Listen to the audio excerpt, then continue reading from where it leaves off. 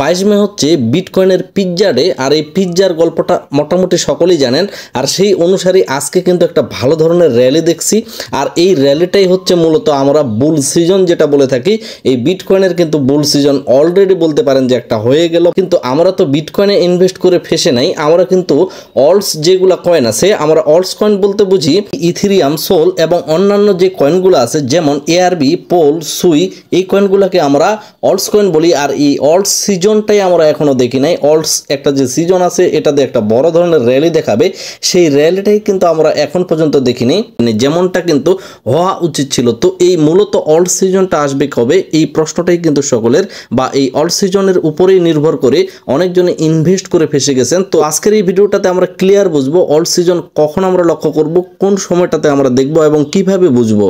প্রথম যে বিষয়টা আমরা লক্ষ্য করব সেটা হচ্ছে এই জায়গায় দেখেন বিটিসির ডোমিনেন্স। তো অনেকেই বিটিসি ডোমিনেন্সটা বুঝেন না। বিটিসি মানে বিটকয়েনের উপর কি পরিমাণে বর্তমান মানুষজন আকৃষ্ট আছে, কি পরিমাণে মানুষজন বর্তমানে ওই বিটিসিকে হোল্ড করার চিন্তা ভাবনা করতেছে, সেটাকেই কিন্তু এই আকৃষ্ট হওয়াটাকেই কিন্তু বিটিসি ডোমিনেন্স বলা হয়।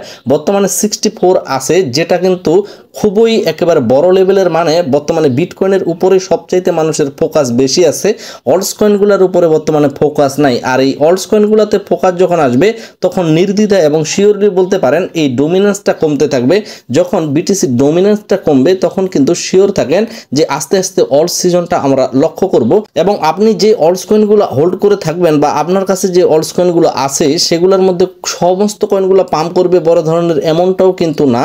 তারপরও আপনি এই ডোমিনেন্স অনুসারে বুঝে নিতে পারেন যে বর্তমানে মার্কেট অলস সিজন একটা চলে আসছে। তো অনেকেরই প্রশ্ন থাকতে পারে এই বিটিসি ডোমিনেন্স কত পার্সেন্ট হলে আমরা ক্লিয়ার হব।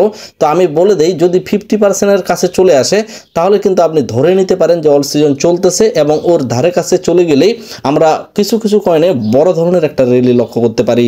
সো আপনারা বুঝতেই পারতেছেন অলস সিজন আসার জন্য বিটিসি ডোমিনেন্স ডাউন করাটা খুব বেশি জরুরি।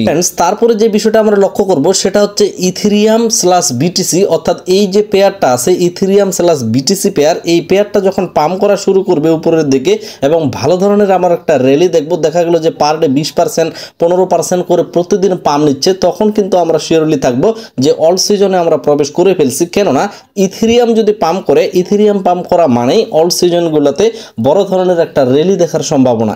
তো এই বিষয়টা অনেকেই বুঝতে হয়তো সমস্যা হবে যে ভাই ইথেরিয়াম স্ল্যাশ ইউএসডিটি পেয়ারও তো আমরা লক্ষ্য করতে পারি, তাহলে বিটিসি পেয়ার কেন লক্ষ্য করব? এটার মূল কারণ হচ্ছে বিটিসিটার একটা স্থিরতা লাগবে, অর্থাৎ বিটকয়েনের একটা স্থিরতা প্রাইস লাগবে। দেখা গেল যে বিটকয়েন যখন 75K থেকে শুরু করে 90K পর্যন্ত একটা স্থিরতা শুরু করবে বা এভারেজে কোনো একটা রেঞ্জের মধ্যে স্থিরতা শুরু করবে, তখনই কিন্তু ইথেরিয়াম স্ল্যাশ বিটিসি এই যে পেয়ারটা আছে এই পেয়ারটা কিন্তু পাম্প করা শুরু করবে। আর তখনই কিন্তু আমরা আমাদের যে অলস কয়েনগুলো আছে সেগুলোর মধ্যে একটা র্যালি দেখার খুব বেশি সম্ভাবনা থাকবে। তারপরে যে বিষয়টা আমরা লক্ষ্য করব সেটা হচ্ছে আমরা টুইটারের মধ্যে একটা হাইপ দেখব অলস সিজনের। প্রায় বড় বড় যারা ইনভেস্টর আছে, বড় বড় যে পেজগুলো আছে ক্রিপ্টোকারেন্সি, এয়ারড্রপ, ওয়েব3 বিষয়ে, প্রতিটা পেজে আমরা কিন্তু এই অলস সিজনের একটা র্যালি ব্যাপারে হ্যাশট্যাগ বা এই বিষয়গুলো লক্ষ্য করব। ঠিক তখনই আমরা বুঝে নিব যে আমরা অলস সিজনের মধ্যে প্রবেশ করছি। কেননা আমরা অনেকেই জানি এই টুইটারটা কিন্তু অনেকটাই আমাদের ক্রিপ্টোকারেন্সি একটা ব্যাসেট। ক্রিপ্টোকারেন্সির বেশিরভাগ নিউজ বা বেশিরভাগ যে হাইপ বা ডাউনগুলা এই টুইটারের মাধ্যমেই হয়ে থাকে। আর আপনারা তো নিশ্চয়ই জানেন টুইটারের বড় ধরনের যে বিষয়গুলো লক্ষ্য করি সেটা হচ্ছে ইলন মাস্ক, ডোনাল্ড ট্রাম্প থেকে।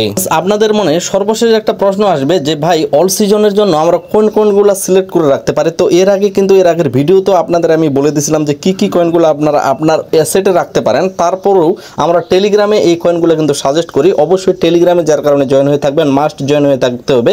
তো আপনি কয়েন কিনতে পারেন, টন কয়েনটা কিনতে পারেন, পাইথ কয়েনটা কিনতে পারেন, গালা কয়েনটা কিনতে পারেন, এলগো কয়েনটা কিনে রাখতে পারেন এবং সুই কয়েনটা ডিসিএ করে কিনে রাখতে পারেন। ডিসিএ বিষয় হচ্ছে এভারেজ একটা বাইং করে কিনে রাখতে পারেন। বিস্তারিত বিষয়গুলো কোথাও কোনো সমস্যা হলে অবশ্যই আমাদের টেলিগ্রামে মেসেজ করবেন, আপনাকে ক্লিয়ার আরও বুঝিয়ে দেওয়া হবে। তো আশা করি বুঝতেই পারতেছেন আপাতত এখন পর্যন্ত আমরা কিন্তু আমাদের যে একটা অলস র্যালি বা অলস সিজন সেটাতে কিন্তু প্রবেশ করিনি।